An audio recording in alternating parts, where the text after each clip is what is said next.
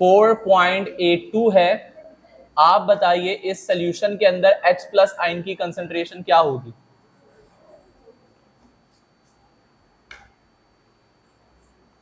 तो सिंपल सा ही इसका जवाब है आपके पास, वो ये कि H प्लस अगर आपको निकालना है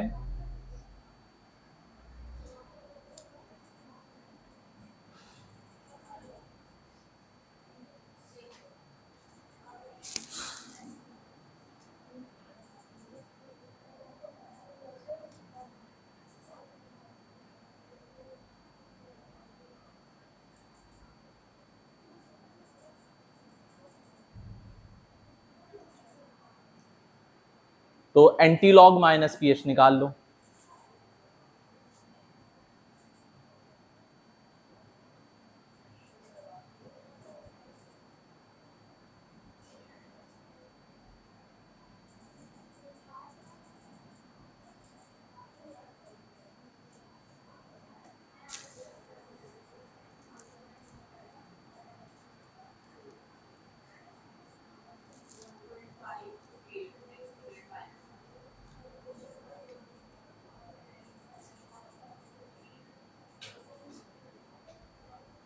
क्या आंसर आ रहा है?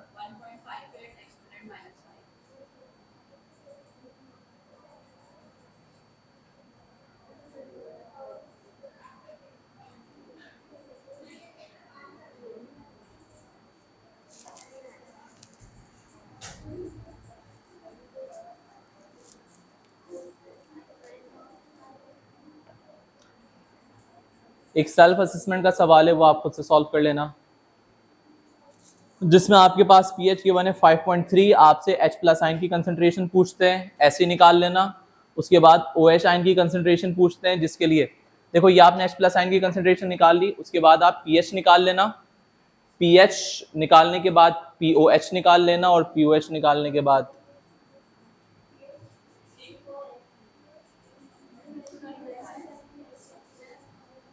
आसान सा सवाल है वैसे, एक बार देखो इसे, पेज नंबर 172। पीएच गिवन है ना, पीएच से क्या निकाल लोगे आप? H प्लस निकाल लोगे, ठीक है, और पीएच की मदद से POH निकाल लोगे इस फॉर्मूले से, और जब आपके पास POH आ गया तो OH भी निकल ही आएगा। ऐसे ही OH माइनस इक्वल टू क्या हो जाएगा? एंटी लॉग माइनस POH नहीं होगा, फिर POH हो जाएगा। इसे खुद से ट्राई करना, बट होमवर्क है, मार्क कर लो, नहीं हो तो कल मैं सॉल्व करवा दूंगा। हेडिंग लगाओ लेवलिंग इफेक्ट। स्ट्रॉन्ग एसिड ले लो, क्या ले लो? स्ट्रॉन्ग एसिड आप कोई भी ले लो, चाहे वो HCl हो, चाहे वो H2SO4 हो, चाहे वो आपके पास HF हो, HBr हो, HI हो, HNO3 हो, H2SO4 हो, कोई भी आपके पास हो, ये सारे के सारे स्ट्रॉन्ग एसिड हैं, करेक्ट।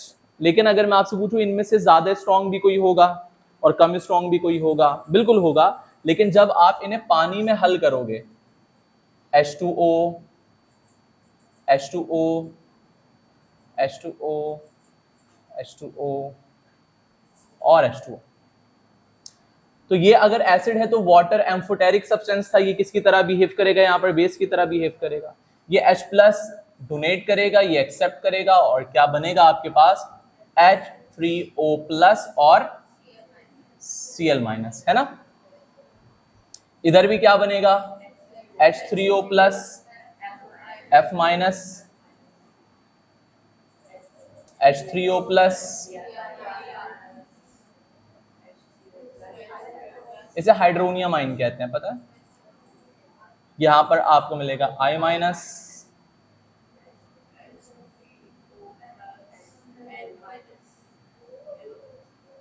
ऐसे ही कुछ होगा। मतलब आपके पास, अच्छा आप जरा इटसेल्फ इसे देखो, H3O प्लस, ठीक है, इसके पास एक प्रोटॉन ज्यादा है, तो ये क्या कर सकता है? आयोनाइज होगा तो H प्लस बनेगा और H2O बनेगा, correct. H3O plus H plus donate कर रहा है तो एसिड तो टेक्निकली ये भी हुआ, है ना। तो इसका मतलब कि आप कोई भी स्ट्रॉन्ग एसिड ले लो और उसे आप पानी में डालो, नतीजतन जो एसिड प्रोड्यूस होगा पानी में डालने के बाद, जो एसिडिक सोल्यूशन प्रोड्यूस होगा उसमें क्या मौजूद होगा, H3O+।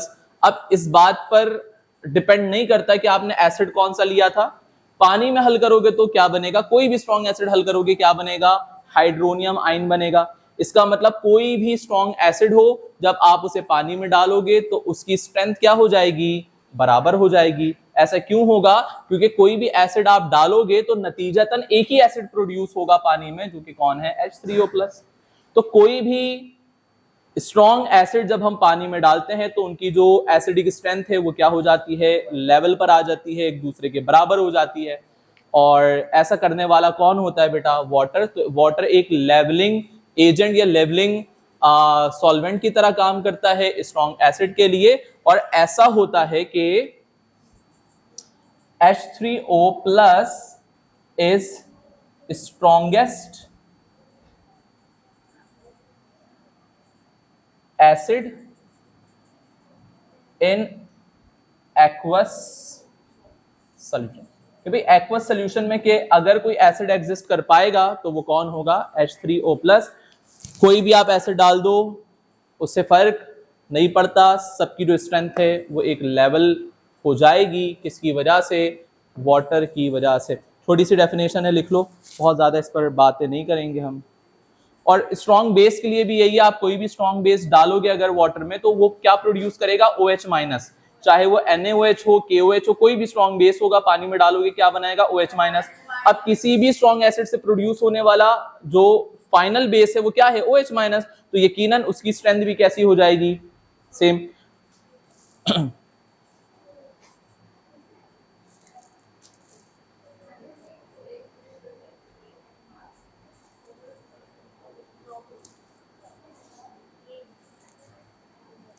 देखिए strong acids like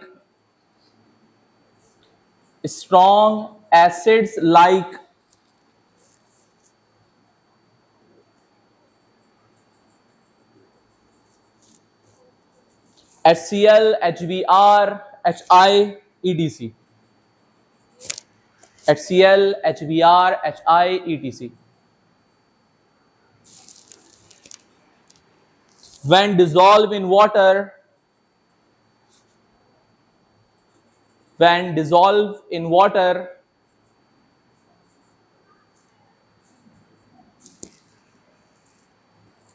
they all exhibit apparently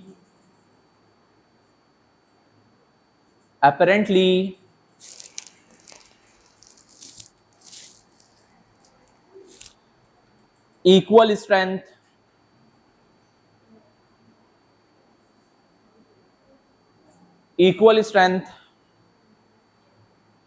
due to the fact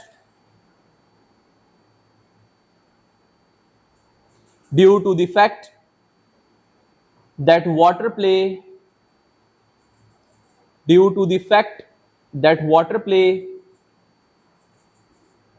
basic medium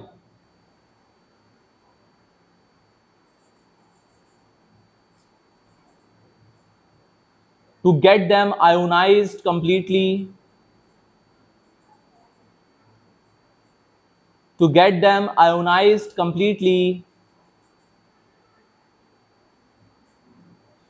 hence water serves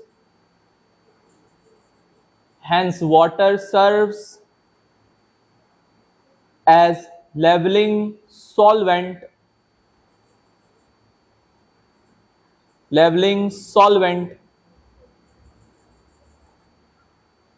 for these acids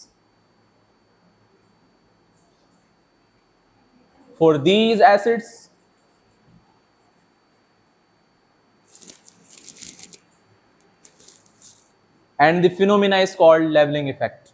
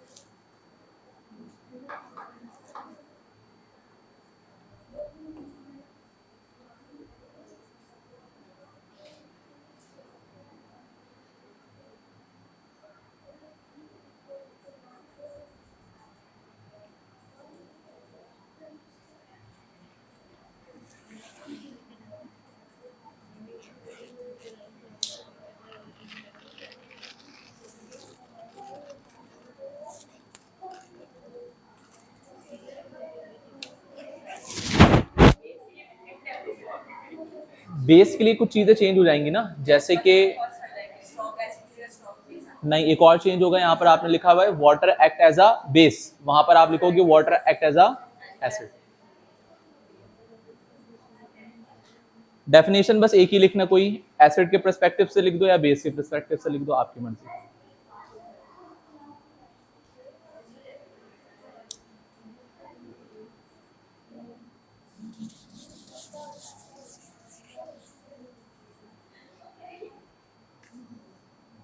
heading लगाएंगे लिविस कंसेप्ट ऑफ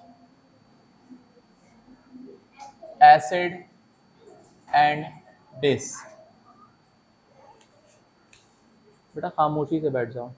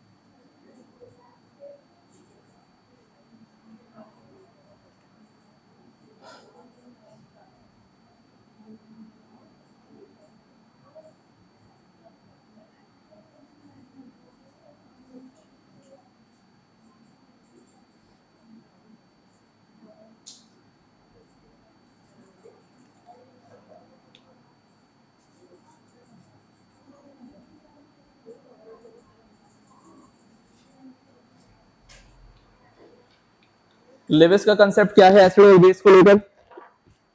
ऐसे केमिकल जो इलेक्ट्रॉन पेयर डोनेट कर सकते हैं वो लिविस एसिड कहलाते हैं, सॉरी लिविस बेस कहलाते हैं, और ऐसे केमिकल जो इलेक्ट्रॉन पेयर एक्सेप्ट कर सकते हैं, इलेक्ट्रॉन पेयर एक्सेप्टर होते हैं, वो क्या कहलाते हैं? Lewis acid. और जब भी कभी लिविस एसिड और Lewis base, electron pair donor, electron pair acceptor आपस में रिएक्शन करते हैं तो जो बॉन्ड बनता है वो कोऑर्डिनेट कोवलेंट बॉन्ड होता है, और जो कंपाउंड बनता है उसे हम एडक्ट कहते हैं। एडक्ट क्या है? Compound formed by the reaction between Lewis base and Lewis acid. कि लिविस एसिड और लिविस बेस जब आपस में रिएक्शन करेंगे जो कंपाउंड बनता है उन्हें हम एडक्ट कहते हैं। ये बस छोटी सी बात मुझे यहां से करनी थी। और एक आखिरी टॉपिक जो इस चैप्टर से हम कवर करेंगे उसका नाम है बफर सॉल्यूशन, शॉर्ट में आता है। देखो हम जानते हैं कि आपके पास वाटर में H+ भी होता है और OH- भी होता है। अगर आप एसिड डालोगे तो इसमें इजाफा होगा, pH कम हो जाएगी, ठीक है। अगर आप बेस डालोगे तो OH आयन की कंसंट्रेशन में इजाफा होगा, pH भी बढ़ जाएगी, ठीक है। इसका मतलब ये हुआ कि एसिड और बेस के डालने से pH अल्टर हो जाती है किसी भी सोल्यूशन में। लेकिन अगर यहां पर कोई केमिकल पहले से ही मौजूद हो, लेट सपोज यहां पर आपके पास कोई X केमिकल मौजूद हो जो आने वाले एसिड के H+ को काउंटर कर ले, ठीक है, उसे एक तरह से कंबाइन करके वाटर में कन्वर्ट कर दे, या फिर किसी न्यूट्रल कंपाउंड में कन्वर्ट कर दे, या फिर कोई Y केमिकल स्पीशी हो इस सॉल्यूशन के अंदर जो आने वाले बेस को न्यूट्रलाइज कर दे, तो क्या इसकी pH में कोई इजाफा या कमी आएगी? जवाब है नहीं। तो बफर सॉल्यूशन भी कुछ ऐसे ही काम करता है कि बफर सॉल्यूशन वो सॉल्यूशन होता है जिसमें अगर आप स्मॉल अमाउंट ऑफ एसिड या स्मॉल अमाउंट ऑफ बेस को अगर आप ऐड करोगे तो उसकी pH में कोई सिग्निफिकेंस चेंज नहीं आता। मतलब एक इस तरह का सॉल्यूशन जो अपनी pH चेंज को रेजिस्ट कर सकता हो, अपनी pH चेंज में आने वाली तब्दीली को रोक सकता हो, ऐसे सॉल्यूशन को हम क्या कहते हैं? Buffer solution. बफर सॉल्यूशन के दो कंपोनेंट होते हैं, एक जो एसिड को काउंटर करता है और एक जो बेस को काउंटर करता है। आपके पास बफर सॉल्यूशन दो तरीके से बनाए जाते हैं। आप या तो वीक एसिड ले लो, ठीक है, और वीक एसिड को मिला दो उसके कॉन्जुगेट बेस के साथ, या फिर मैं यूं कहूं कि कॉन्जुगेट बेस के बजाय ये भी हम कह सकते हैं कि salt of weak acid with strong base. वो क्या होता है भी मैं आपको बताता हूं। बट लेट सपोज मेरे पास एक वीक एसिड है CH3COOH, वीक एसिड है, एक कंटेनर में लिया और एक कंटेनर में इसी का एक सॉल्ट ले लिया जो कि स्ट्रॉन्ग बेस के साथ बनाया हो। मिसाल के तौर पर ये एक वीक एसिड है ना आपके पास, CH3 COOH वीक एसिड है, स्ट्रॉन्ग बेस के साथ रिएक्शन करवा दो NaOH के साथ, क्या बनेगा, H निकला, OH निकला, वाटर का मॉलिक्यूल, और यहां पर क्या बचा आपके पास, CH3COO, और ये NaOH के साथ कंबाइन हो जाएगा। तो जो सॉल्ट आपने बनाया है इस वीक एसिड का, किसके साथ बनाया आपने, स्ट्रॉन्ग बेस के साथ, जो कि प्रोड्यूस करके देगा कॉन्जुगेट बेस, करेक्ट। तो इन दोनों को कंबाइन करने पर जो सोल्यूशन तैयार होगा उसे मैं क्या कहूंगा, तो आपने क्या किया, एक ऐसा सोल्यूशन बनाया जिसमें आपने ऐड किया क्या, एक वीक एसिड और उसका कॉन्जुगेट बेस। तो जो सोल्यूशन तैयार हुआ है उसके पास कैपेबिलिटी होगी कि वो आने वाले एसिड और बेस को क्या कर दे, काउंटर कर दे, और जिसके बाद पीएच में जो चेंज है वो कोई खातिर खा ना हो, बहुत सिग्निफिकेंट सा चेंज हो जिसे आप नजरअंदाज भी कर सकते हो। जैसे कि मिसाल के तौर पर आपने क्या किया, CH3 को डाला सोल्यूशन में, सॉरी CH3COOH को डाला सोल्यूशन में, क्या बनेगा, CH3COO minus plus H plus, correct. दूसरी तरफ आपके पास क्या बनेगा, एक और केमिकल मिला है ना आपने, CH3COOH, तो आपको क्या, नॉट H, Na, क्या मिलेगा आपको, CH3COO माइनस और Na प्लस, करेक्ट। अब मान लीजिए कि आपने क्या किया, आप ये सोल्यूशन बन गया ना आपके पास, आपने इस सोल्यूशन में किसी एसिड को ऐड कर दिया, किसे ऐड कर दिया, एसिड को ऐड कर दिया।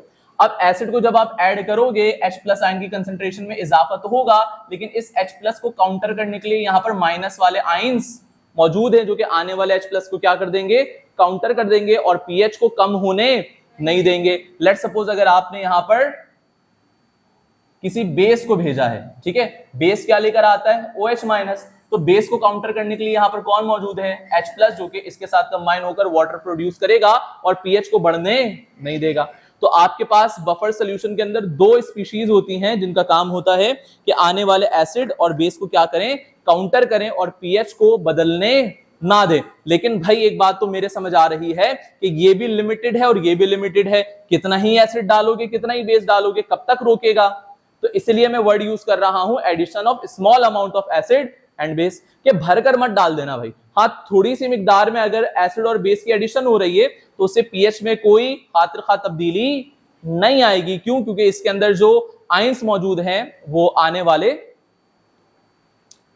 एसिड और बेस को क्या करेंगे बेटा, काउंटर करेंगे और पीएच को बदलने नहीं देंगे। अब मैं क्या कर रहा हूं, मैंने थोड़ा सा एसिड डाला, पीएच चेंज नहीं हुआ, और डाला पीएच चेंज नहीं हुआ, और डाला पीएच चेंज हो गया। इसका मतलब इस सोल्यूशन की कैपेसिटी खत्म हो गई, करेक्ट, आयन खत्म हो गई, कैपेसिटी खत्म हो गई। तो बफर कैपेसिटी नाम का भी एक वर्ड होता है, इसका मतलब होता है कि कोई बफर सोल्यूशन किस हद तक अपनी पीएच को बदलने से रोक सकता है। जिस हद तक वो रोक सकता है वो उसकी कैपेसिटी है, उसकी कैपेसिटी के बाहर अगर आपने एसिड और बेस डाला तो फिर पीएच को बदलने से वो भी रोक नहीं सकता।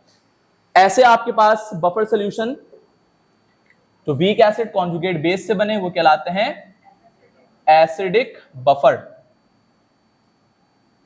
ठीक है। और इस बफर की जो पीएच होती है बेटा वो अमूमन 7 से, अमूमन क्या, वो 7 से कम होती है।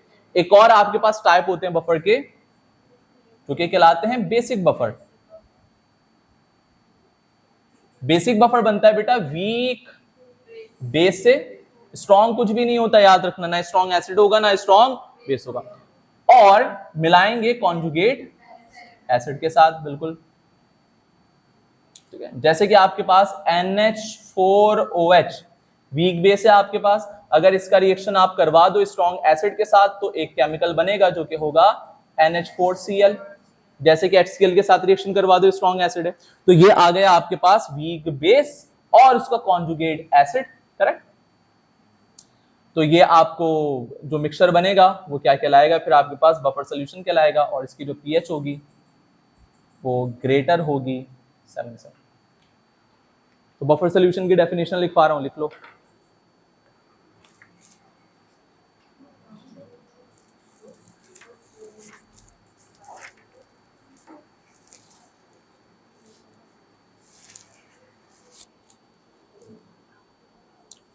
लिखिए a buffer solution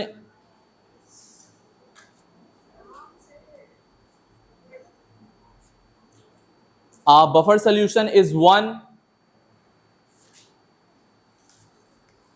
whose pH, a buffer solution is one whose pH is not changed significantly, is not changed significantly on dilution, on dilution,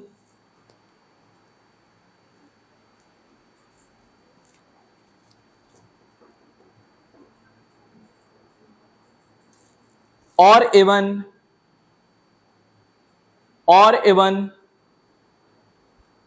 if the small amount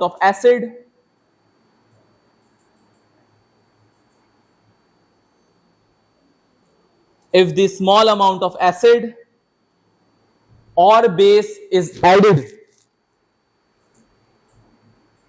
acid or base is added at constant temperature.